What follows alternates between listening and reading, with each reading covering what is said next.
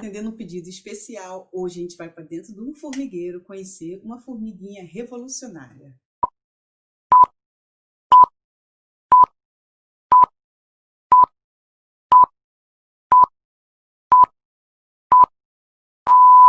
Produzido pela Pixar para Disney em 98, Vida de Inseto foi baseada naquela fábula da cigarra e da formiga. A história se passa dentro de um formigueiro, onde mostra que as formigas, fazem a sua rotina, sempre do mesmo jeito, aquela labuta durante muito tempo.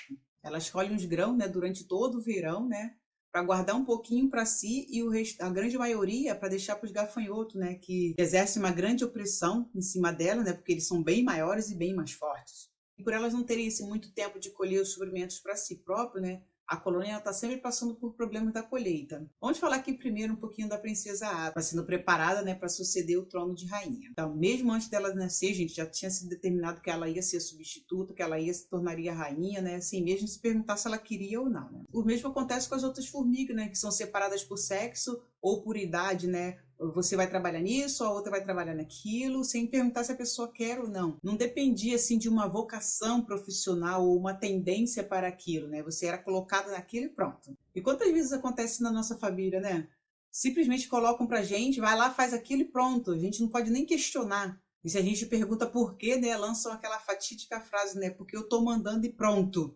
Ah, vai se lascar, gente? Custa explicar com os prós e os contras e deixar a pessoa decidir se ela quer seguir aquilo ou não. Por exemplo, às vezes é uma religião, às vezes é uma carreira. Não aguento ver essas coisas, fico nervosa já. Mas vamos continuar aqui. Vamos aqui para o nosso personagem principal, a formiguinha Flink. Flink é um inventor nato, Porém, as suas invenções, às vezes não dá muito certo, Mas ele tem uma grande consciência de que para a colônia prosperar, para poder a colônia desenvolver, eles precisam parar de trabalhar para os gafanhotos e trabalhar para si próprio. E por isso ele está sempre tentando buscar uma alternativa, para o desempenho da colheita aumentar. Mas ele não recebe o apoio de ninguém, gente? Nem um apoio moral, nem um apoio braçal, para, de repente, uma das invenções poderia dar certo com uma ideia de uma outra pessoa. Todo mundo cagava para ele, Achava até que ele era maluco. Enquanto todos estavam fazendo, a colheita da forma tradicional, ele estava lá, usando aquela geringonça dele, que era bem mais rápida, Mas, infelizmente, ele largou lá de qualquer jeito o troço ligado lá e o troço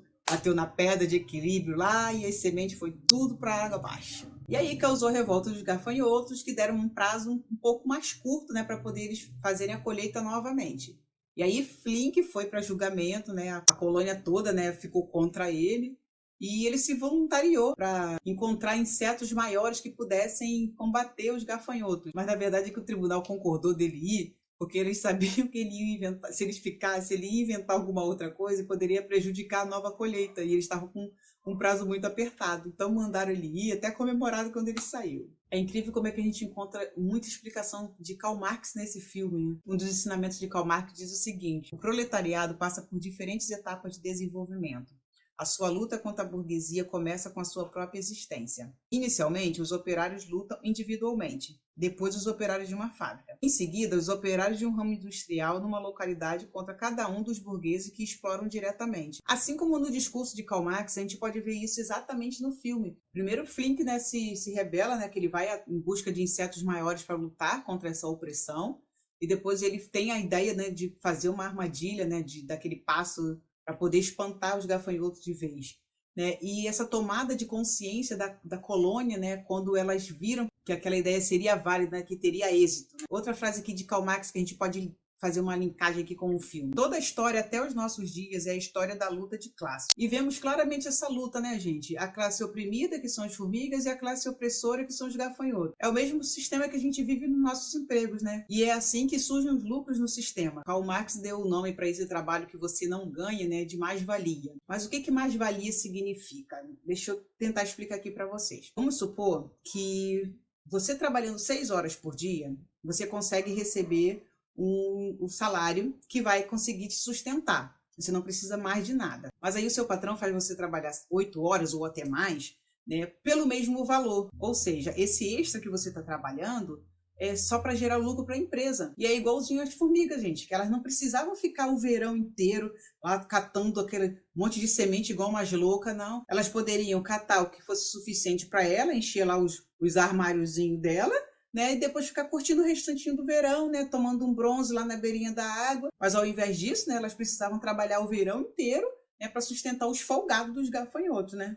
Por muitos anos as formigas pegam comida para elas e para vocês, gafanhotos. Então qual é a espécie mais fraca? Formigas não servem para vocês.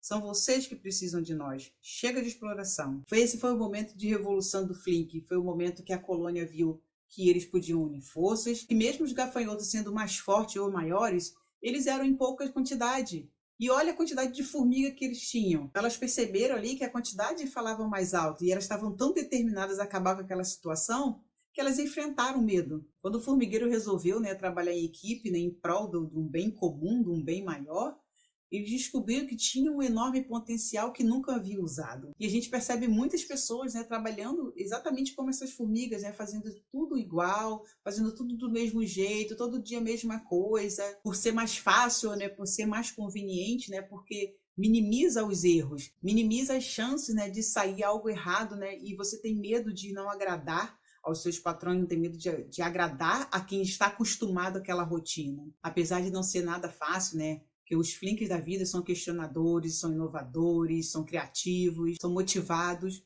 E ao invés de ficar fazendo tudo a mesma coisa, eles estão sempre buscando algo novo, criando alguma coisa nova, pensando em alguma coisa nova. Ser inovador, gente, é estar em busca assim, sempre de você mudar os padrões do que você está acostumado, né? E para isso você precisa realmente de coragem, né? Precisa de muita confiança, né? Porque pode ser que alguma coisa dê errado. Pode ser que as coisas não funcionem do jeito que a gente espera da primeira vez. O que seria do nosso formigueiro, né, se não existisse um Thomas Edison da vida, um Santos Dumont? É fato, gente, que essas atitudes inovadoras, né, o início dessas invenções, com certeza elas sofreram tropeços, sofreram dificuldades. Não foi assim num estalar de dedo, não foi no primeiro momento que deu certo. Mas é necessário você se manter firme, né, e acreditar nos seus ideais. Todo processo de mudança, gente, vai causar desconforto. Toda coisa nova ela vai causar desconfiança de algumas pessoas, mas no fim vai valer a pena. Coloque suas energias, sua força de vontade para mostrar o seu diferencial.